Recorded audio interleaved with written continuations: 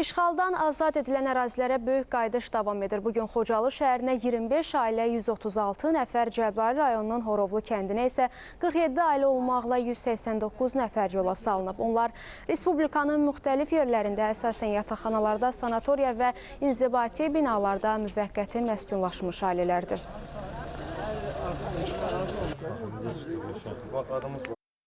Nə ömür versə də gedirik öz həsrətinə yaşadığımız torpağa o vaxtlarda. İndi də həsrətimiz başa çatır. Var olsun prezidentimiz, çox sağ olsun, minnətdarıq. Uşaqlığımız, cavanlığımız, tələbəliyimiz hamısı rayonda qalmışdı. İndi də inşallah bu yaşımızda rayona qayıdırıq. Biz 32 ildən sonra öz kəndimizə dönürük. Allah cəmi şəhidlərimizə rəhmət eləsin. Qazilərimizə, veteranlarımıza Allah Teala can sağlığı versin. Vətən uğrunda ölən varsa o vətəndir.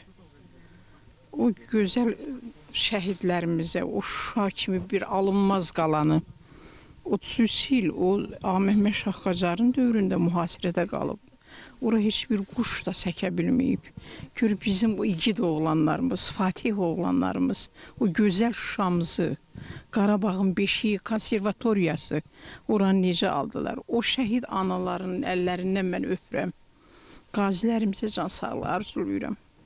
Allah Azərbaycan dövlətini daima bəxtiyar eləsin ki, bu keçli, çətin bir dövrdə, bu tarixdə az-az belə hadisələr təkrar olunur ki, məsələn, bizim torpaqlarda Azərbaycan xalqının tarixində ilk dəfədir ki, alınan torpaqlar geri qaytarılır.